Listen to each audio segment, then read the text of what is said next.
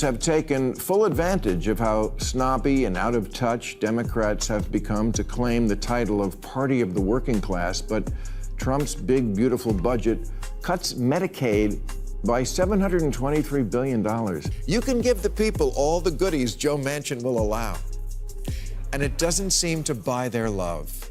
Why? Why is the party that supports so many issues that benefit the middle class still considered out of touch by 62% of Americans? In plain English, nobody likes a snob. Maybe this will put quietus to the nonsense that Elon and Rogan too went to the dark side. I hear that they went to the dark. Yeah, like they got that The Last of Us fungal infection and became zombies.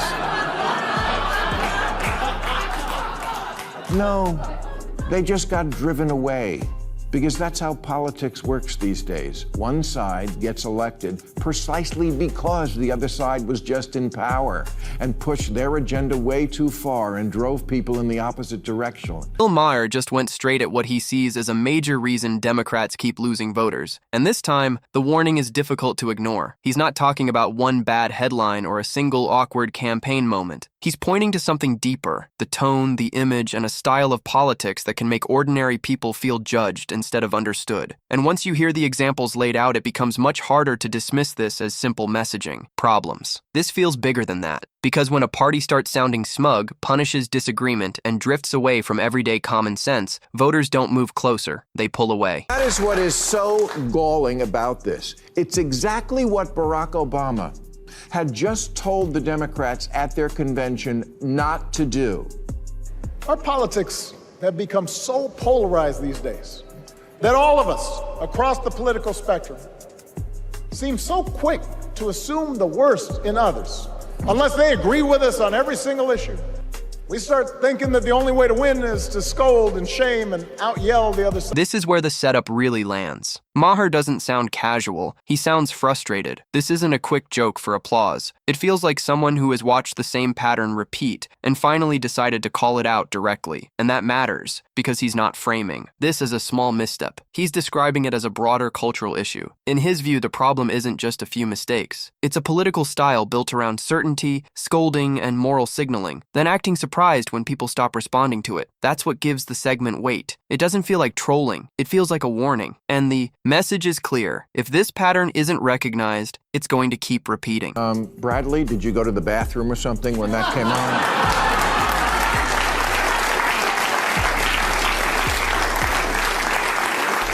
Because it's almost like he was talking to you directly, like by name.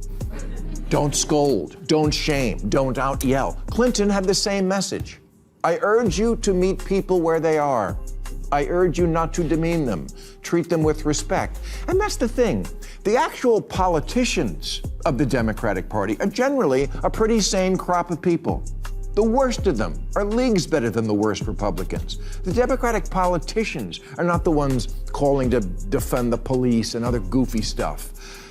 But the kind of people who are always howling on social media, yeah, that's who gives a lot of people the ick when they hear liberal. This is where things start to get uncomfortable. Politics stops feeling like persuasion and starts feeling like punishment. The message here is blunt. Too much lecturing, too much shaming, and too much instant outrage over every wrong word or opinion. When that becomes the environment, people don't feel invited in. They feel pushed out. That's the part many overlook. Constant correction doesn't make a movement look stronger. It makes it feel exhausting. And once voters expect criticism, every time they speak, they stop wanting the conversation altogether. That's how support fades quietly. First patience disappears, then trust, and eventually the votes follow. It's people insane, I get it. And you know what? I used to know Bradley a little bit.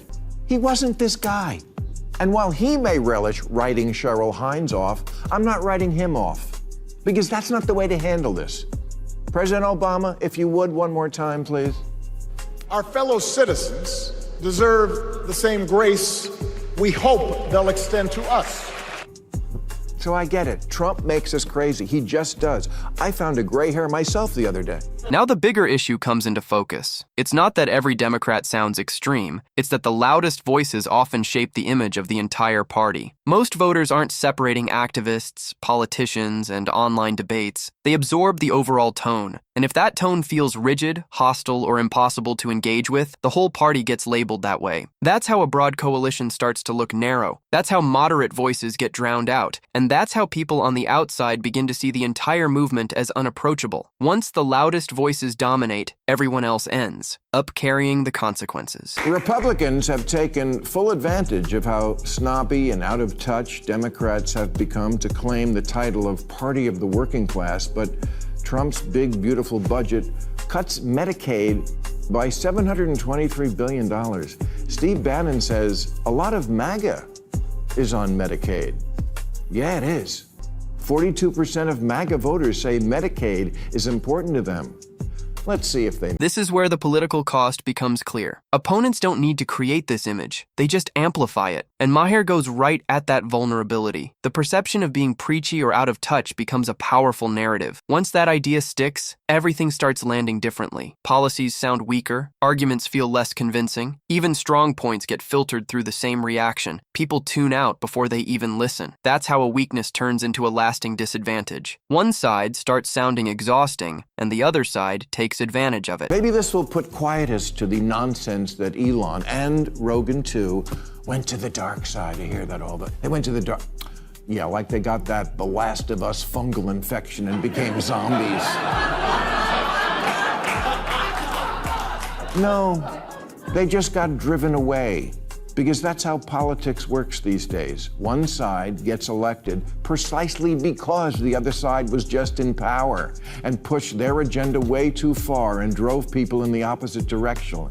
The pendulum swings back and forth. It's becoming harder to ignore that the Democratic Party has lost some support in recent years, and critics often point to the growing influence of woke politics. What's notable is that this conversation isn't limited to political opponents anymore. Public figures like Elon Musk and Joe Rogan have publicly distanced themselves, saying the direction no longer aligns with their views. When voices with that kind of reach say similar things, it starts shaping a broader narrative, not through one major moment, but gradually, creating a sense that the party may be drifting away from everyday concerns. Even Maher has been pulled into that conversation with speculation about where he stands. He's pushed back on those claims, but the fact that people are asking the question says a lot, because perception matters, sometimes as much as reality. And right now, that perception appears to be shifting. People not voting for anything, but just to get rid of the latest extremists who tried to remake America in their image instead of just governing.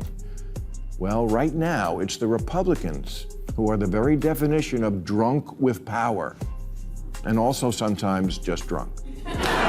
There's also a broader point about voter behavior. Not everyone who supported Donald Trump did so for the same reason. For many, the appeal was clarity. His messaging felt direct and easy to understand. People felt they knew what he stood for and how it might affect their lives. Whether someone agrees with him or not, that kind of clarity matters. On the other side, critics argue that figures like Kamala Harris have sometimes struggled to connect as clearly with certain voters. Fair or not, that perception can create distance. And when that connection isn't there, uncertainty grows. In the end, elections are shaped by more than policy. They depend on communication, clarity, and connection. You got to win the Democratic primary. It's not so easy, but they gamed the system. They changed it. And who do you see on the horizon for 2028 in the Democratic primary? Right now? Yeah.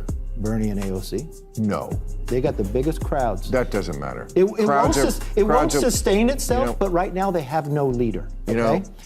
But this is the thing the Republican Party has to understand, too.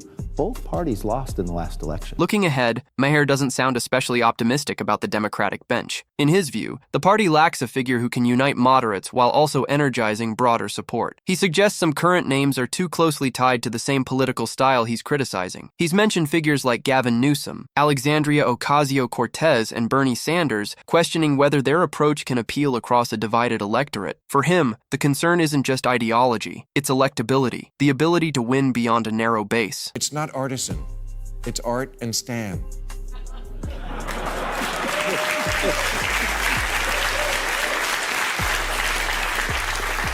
Your microaggression culture doesn't play in the Rust Belt. If a staffer hands you a speech that says menstruating people instead of women, don't say that. Say women.